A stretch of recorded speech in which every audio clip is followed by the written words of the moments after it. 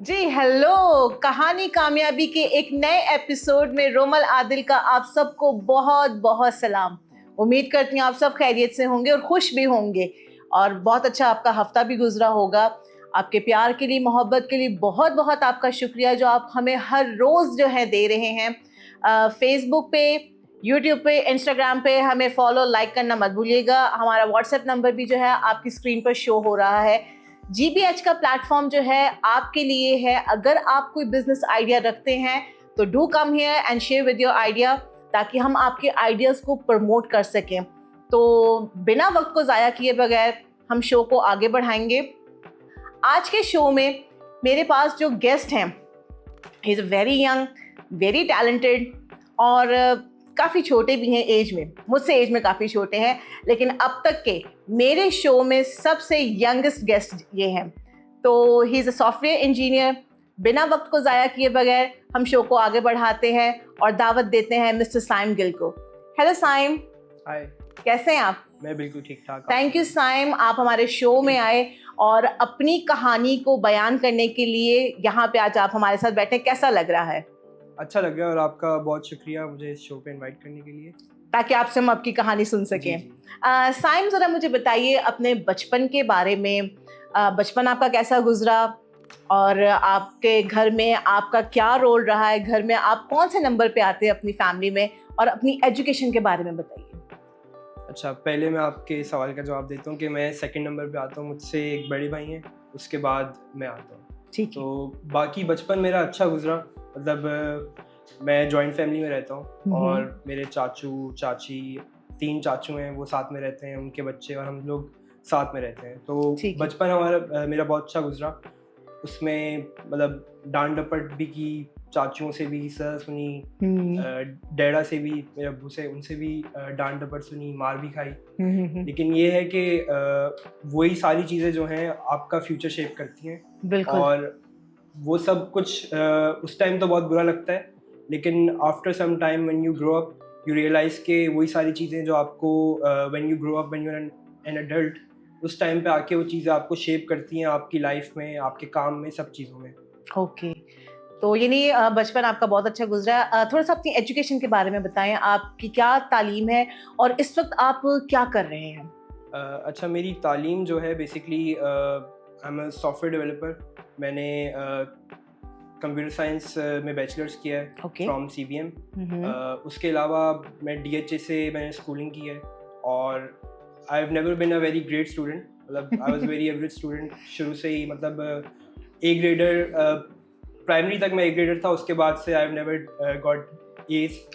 कोई इशू नहीं, मैं भी उसी में शामिल हूँ। यूनिवर्सिटी बहुत मुश्किल से मतलब करते कराते दोस्तों के सहारे गुजारी। कोविड आ गया, कोविड ने बड़ी हेल्प की, क्योंकि क्लासेस में मैं उतना अच्छा परफॉर्म नहीं कर सकता, लेकिन ये है कि मैं थियोरेटिकल जो चीज़ें हैं वो मुझे समझ नहीं आती, but I am very good at practical. मतलब जो मेरी फील्ड है, मतलब शुरू से ही मुझे कंप्यूटर्स का शौक था। ठीक है। बचपन से ही मतलब जब शुरू में मतलब आई वाज इन थर्ड और फोर्थ जब घर में कंप्यूटर आया and I started using it, तो apart from playing games and stuff like that I used to go in depth और उसको एक्सप्लोर करना चाह रहा था और क्यूरियस था कि हाउ इट वर्क्स।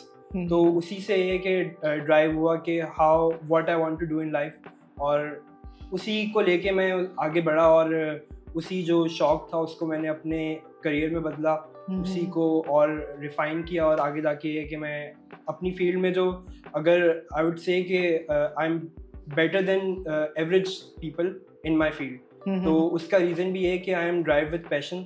जो मैं चीज़ें करता हूँ वो मतलब I love it, that's why I do it. ऐसा नहीं है कि मैं किसी प्रेशर में या मुझे घर से किसी ने बोला हो कि आपको ये करना है तो आप ये करो। ठीक है।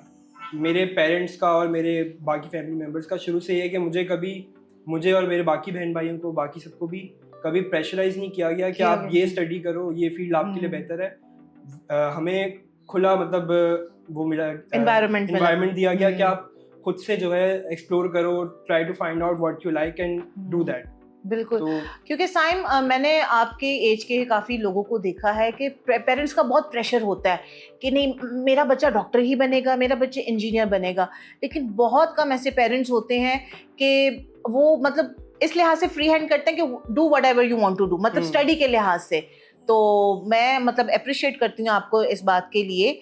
साइम, आपने अपनी स्टडी लाइफ में, अपनी जॉब में स्ट्रगल्स देखी होंगी और देख भी रहे होंगे, because you are very young age, लेकिन आप मुझे बताओ वो स्ट्रगल्स आप किस तरीके से फेस कर रहे हो, क्या क्या स्ट्रगल्स हैं इस एज में? आप जॉब भी कर रहे हैं, पढ़ भी रहे होंगे आप, ठीक है, लेकिन क्या ऐसी स्ट्रगल्स हैं जो आप फेस कर रहे हो? स्ट्रगल्स बेसिकली जो अभी मैं फेस करता हूँ तो इस तरह की होती है कि I have to manage a lot of things. मतलब मैं फुल टाइम जॉब भी कर रहा हूँ, उसके साथ आई एम फ्रीलांसिंग, मतलब मल्टीपल क्लाइंट्स। अभी जो करंटली मैं जॉब कर रहा हूँ, it's a trading company in Dubai, उनके साथ मैं काम कर रहा हूँ as a senior software developer. ये मेरी फुल टाइम जॉब है। इसके अलावा I am freelancing, I have a client in US, उसके साथ we are working on an AI product, मैं भी वहाँ पे भी डेवलपमेंट करता हूँ। उसके अलावा भी I am always working on new ventures, के कोई भी न्यू आइडियाज़ जो मेरे पास होते हैं या कहीं से मुझे मेरे भाइयों से या कहीं और से मुझे मिलते हैं, तो I work with them as well, with my friends, with my colleagues. तो इसमें स्ट्रगल ये फेस होती है कि I have to manage my time. मतलब I barely get sleep for 4 to 6 hours, इससे ज़्यादा मेरी नींद नहीं होती। वीकेंड्स मतलब वैसे 8 hours के जो है ना, 8 घंटे की नींद कहा गया है। लेकिन अभी for the last year, since last year मेरी स्लीप इतनी हो रही है। लेकिन ये है कि अभी टाइम है स्ट्रगल करने का। अभी इस टाइम में अगर मैं ये सब करूँगा तो obviously in future I will look back and think कि जो मैंने किया वो मैंने सही किया, क्योंकि यही जो स्ट्रगल है आगे जाके मेरे काम आएगी। क्योंकि आपकी एज के बहुत सारे ऐसे लोग आपने खुद भी देखे होंगे, हमारी नज़र से भी गुजरते हैं, मतलब खा लिया पी लिया, पंजाबी च कहने ना, सौ लिया बस घूम लिया फिर, लेकिन बहुत कम ऐसे लोग होते हैं जो इस टाइम को बड़ा प्रेशियस जानते हैं। ताकि मैं समझती हूँ जब आप 30s पे पहुँचोगे, 40s पे, तो वो आपको एक रश्क नहीं होगा कि नहीं यार मैंने वो टाइम खो दिया, वो टाइम मेरे स्ट्रगल का था, अब मैं ये जो स्ट्रगल कर रहा हूँ। तो मैं आपको अप्रिशिएट करूँगी इस बारे में, लेकिन मैं आपको ये भी ज़रूर कहूँगी कि प्लीज़ जो भी इस वक्त यंगस्टर स्ट्रगल्स कर रहे हैं और कह रहे हैं कि हम अपनी नींद इतनी पूरी कम करते हैं, तो अपनी सेहत का भी आप लोग ख्याल ज़रूर रखें। ओके साइम, आपकी क्या हॉबीज़ हैं, क्या आपको पसंद है, क्या करना पसंद है, और अब्बा क्या चाहते थे कि आप क्या बने? अच्छा, मेरे डैडा का बेसिकली शुरू से था कि उनको मेरे दादा आर्मी में थे, तो उनका एक था कि हम में से कोई एक आर्मी में बिल्कुल। लेकिन मैं उसके लिए बहुत शुरू में डिस्क्वालीफाई हो गया था, क्योंकि बचपन में मुझे ल्यूकीमिया हुआ, तो मैं तो डिस्क्वालीफाई हो गया था। प्लस मेरी आई साइट भी वीक थी बचपन से, 3 क्लास से, क्योंकि मैं टीवी बहुत ज़्यादा देखता था, तो मेरी 3 क्लास से आई साइट वीक है। तो तब से मुझे क्लासेस लगे हुए, तो मैं तो उससे डिस्क्वालीफाई हो गया था। उसके अलावा भी खैर कोई भी आर्मी में नहीं बना। मैं एक फन फैक्ट बता दूं कि मेरी फैमिली में से कोई भी, मतलब मेरे सिबलिंग्स में से कोई भी आर्मी में नहीं गया, क्योंकि किसी का भी इंटरेस्ट नहीं था। ठीक है। लेकिन ये है कि मुझे कभी इस तरह का रिस्ट्रिक्शन नहीं लगी कि यार आर्मी में जाना है तो आपको वही करना है। मतलब उन्होंने शुरू से ट्रेनिंग की कोशिश की, उन्होंने कि सुबह 5 बजे उठाते थे, उठा के वॉक पे लेके जाते थे, लेकिन ये है कि वो हम लोग की आदत नहीं थी इतनी जल्दी उठने की। टफ, कराची के बच्चों को वैसे भी आदत नहीं है, तो इतनी टफ रूटीन उन्होंने देने की कोशिश की, लेकिन ओवर द टाइम हम लोग मतलब कुछ ना कुछ बहाना करके उससे भाग जाते थे। ठीक है। तो ये है कि उन्होंने लेकिन कभी इस तरह की रिस्ट्रिक्शन नहीं लगाई कि अगर मैंने ये बोला है तो यही करना है। उन्होंने फ्री हैंड दिया कि अपनी फील्ड्स खुद एक्सप्लोर करें। अब मेरे बाकी जितने बहन भाई हैं सब डिफरेंट फील्ड्स में हैं। कोई भी ऐसा नहीं है कि अगर एक ने किया तो दूसरे को वही करना है लाजमी। ठीक है। सबको फ्री हैंड दिया गया कि आपको जो करना है आप वो करें और आप अपने खुद से करें। जबकि मतलब शुरू में था इस तरह का कि जैसे I come from a good background, तो ये था कि शुरू में होता है जहन में ये कि हमें मेहनत करने की क्या ज़रूरत है, आगे जाके बिजनेस ही देखना है, बिल्कुल। वही कर लेंगे, कुछ करने की ज़रूरत नहीं है। लेकिन मुझे शुरू से ये था कि मुझे इस फील्ड में इंटरेस्ट था। शुरू से मेरी कोशिश थी कि मैं अपनी फील्ड में काम करूं और अपने करियर पे ग्रो करूं। तो शुरू से यही चीज़ थी जो मुझे ड्राइव कर रही थी और इसी को भी मैं आगे लेके चल रहा हूँ। Okay, very nice. साइम, मैं एक चीज़ पूछना चाहूँगी कि हमारे बहुत सारे पाकिस्तान में यंगस्टर्स ऐसे हैं कि दे थिंक कि हम बाहर जाके जो है ना कुछ बन जाएंगे, अब्रॉड जाके। तो लेकिन आप क्या इस बारे में सोचते हैं कि क्या ये आइडिया हमारे लोगों का सही है कि हम बाहर जाके फलां मुल्क में जाके हम जी ये करेंगे वो करेंगे? अब्रॉड जाना कोई गलत बात नहीं है, अगर हम्म, आप बाहर जाके काम करना चाह रहे हैं, दैट्स योर पर्सनल चॉइस। लेकिन हम्म, ये सोचना कि पाकिस्तान में रह के कुछ नहीं हो सकता, अगर हम बाहर जाएंगे तो ही हम कुछ कर सकते हैं, ये गलत है। मतलब पाकिस्तान में रह के भी बहुत सारी अपॉर्चुनिटीज़ हैं।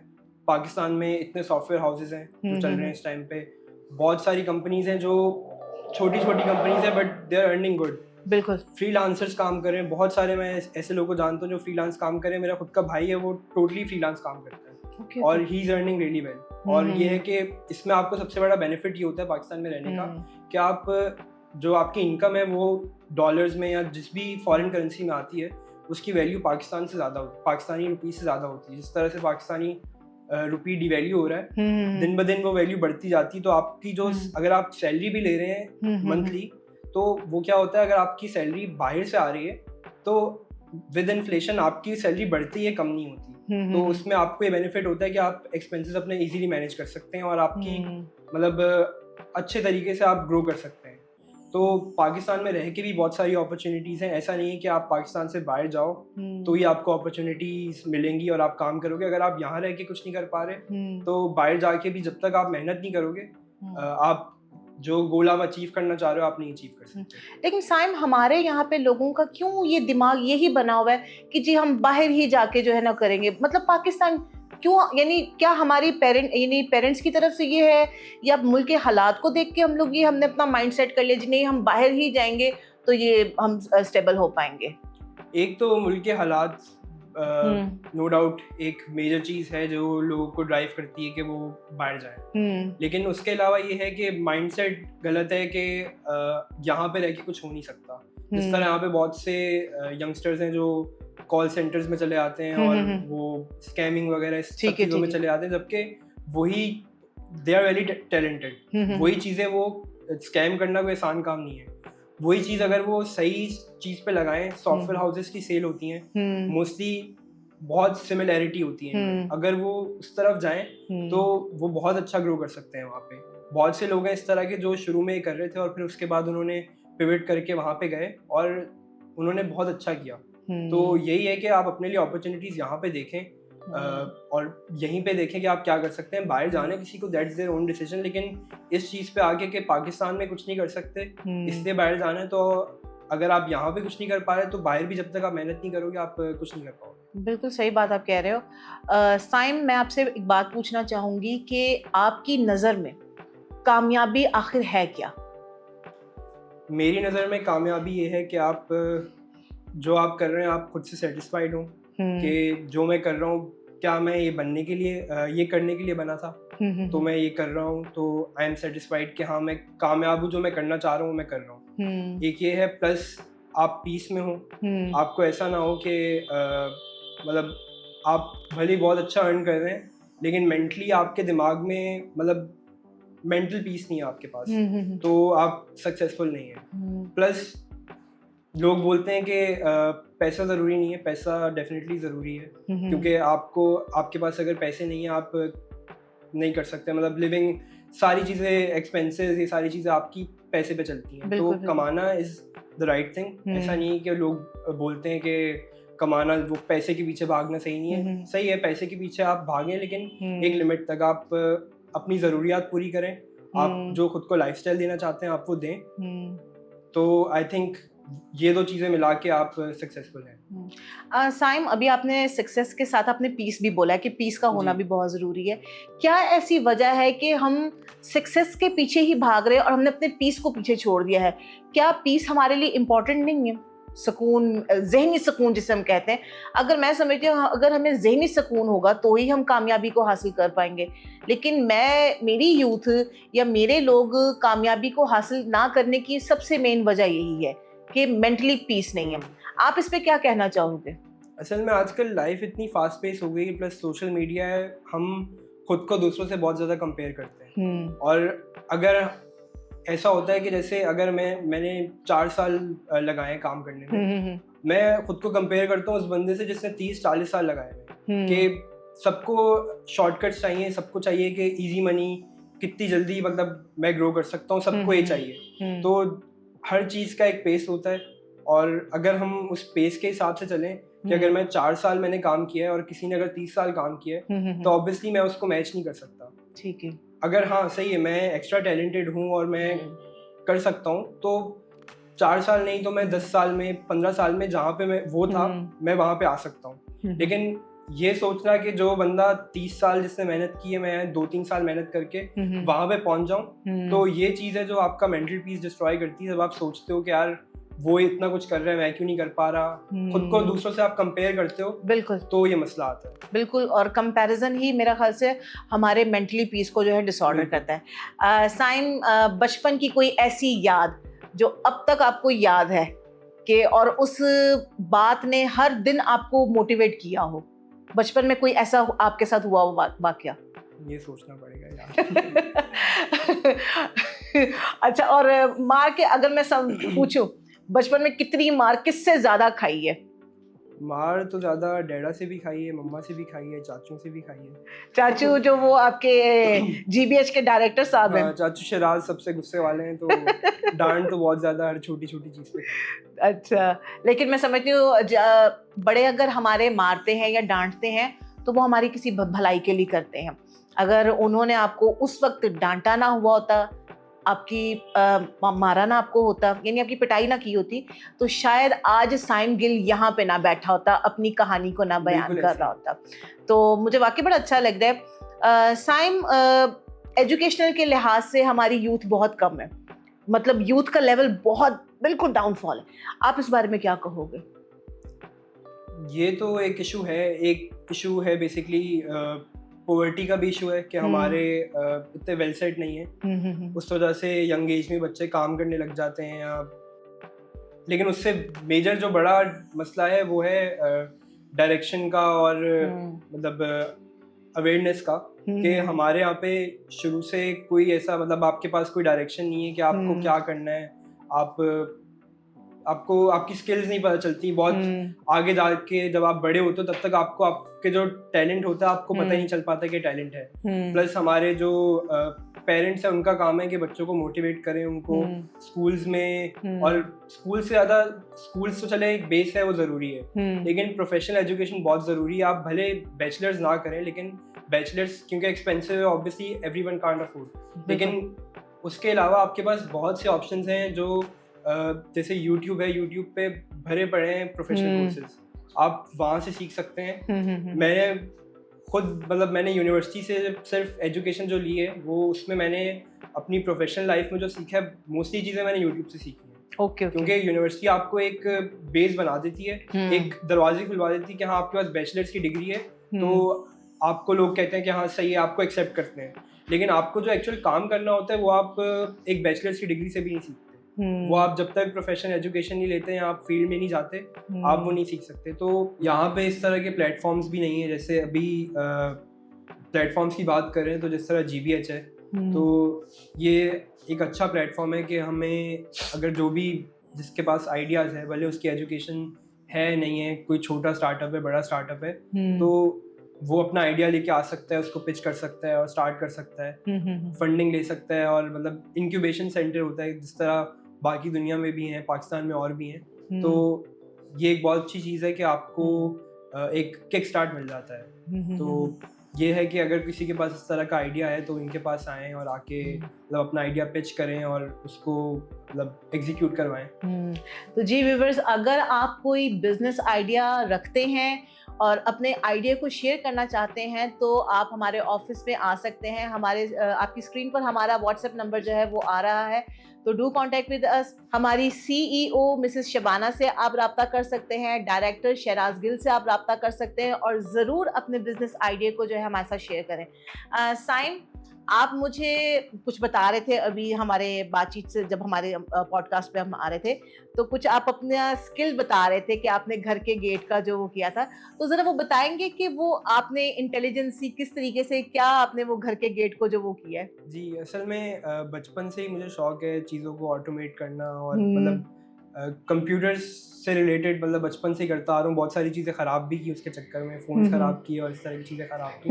लेकिन ये है कि मैं कुछ ना कुछ ट्राई करता रहता हूँ। तो अभी रिसेंटली जो है घर का जो मेन गेट है वो मतलब उस पर मोटर लगी हुई है जिससे वो रिमोट से हम सब खुल सकते हैं। तो मैंने उसकी कन्वीनियंस और बढ़ाने के लिए किया कि I created an app that can control the gate. मतलब अगर जो हम रिमोट से खोलते हैं उसकी जगह हम वही ऐप बनाई और उसको हम फ़ोन में इंस्टॉल करके सिंपली विद अ बटन हम उसको दरवाजे को खोल सकते हैं, बंद कर सकते हैं। और उससे बेसिकली ये कन्वीनियंस बढ़ जाती है कि अगर हम कभी चाबी हमारे पास नहीं है, हम भूल गए रिमोट, तो हम फ़ोन से खोल के उसको इजीली खोल सकते हैं। और कभी फ़ोन हमारा हैंग हो गया तो वो तो अलग मसला है। लेकिन नहीं, इससे मैं समझती हूँ आपके स्किल्स भी नज़र आ रहे होते हैं। और समटाइम्स घर में कहा जाता है ये बच्चा ना इंटेलिजेंट नहीं है, ये कुछ नहीं करेगा, लेकिन वही बच्चा जो है घर का सबसे मोस्ट इंटेलिजेंट बच्चा होता है। तो ये मैंने कोई पहली दफ़ा ये देखा है कि घर का गेट जो है वो आप अपने फ़ोन पे ऐप उसकी वो करके तो खोल सकते हैं, वरना मुझे रिमोट कंट्रोल का पता था, चाबी का भी पता था, लेकिन ये बड़ा एक इंटेलिजेंट आपका इसको कह लें या आप इसको मल्टी टैलेंट इसको आप कह लें कि घर के गेट को या किसी भी चीज़ को इस तरीके से आप उसको प्रमोट कर सकते हैं। साइम, जाते जाते मैं चाहूँगी कि आप मेरी यूथ को क्या मैसेज देना चाहेंगे? वैसे तो मैं कोई इतना एक्सपीरियंस या कोई वो नहीं हूँ कि स्कॉलर नहीं हूँ, लेकिन बेसिकली एक मैसेज देना चाहूँगा कि जो भी अपना टैलेंट है, अगर आपको समझ आता है कि आप ये चीज़ कर सकते हो और उसके लिए जो भी हर्डल्स आती हैं आप उससे हार ना माने। जो भी चीज़ है उसको आप करते रहें और जब तक आप हार नहीं मानेंगे तो ये है कि वो चीज़ आप अचीव कर सकते हैं easily. Thank you so much Saim, आप हमारे शो में आए और अपना कीमती वक्त आपने हमें दिया और बड़ा अच्छा लगा मुझे आपसे गुफ्तगू करके। और बड़ा ही अच्छा, मतलब ये बातों में आपकी इंटेलिजेंसी भी नज़र आई, आपका शऊर भी नज़र आया और आप कितने पैशनेट हैं अपने काम को लेके ये भी नज़र आया। तो thank you so much. Thank you so much for inviting. तो इसी के साथ हमारा वक्त प्रोग्राम का जो है ख़त्म हुआ जाता है। इस दुआ उम्मीद के साथ कि आपसे फिर मुलाकात होगी इस नए प्रोग्राम में एक नए गेस्ट के साथ। जाते जाते मैं कहूँगी, अगर आपने ज़िंदगी में कामयाब होना है, अपनी ज़िंदगी में 3 चीज़ों को हमेशा अहमियत दें: अपना पैसा, अपनी ज़ाती ज़िंदगी और अपना अगला कदम किसी को ना बताएं। तो बहुत दुआओं के साथ अपना ख्याल रखिएगा। खुदा हाफ़िज़।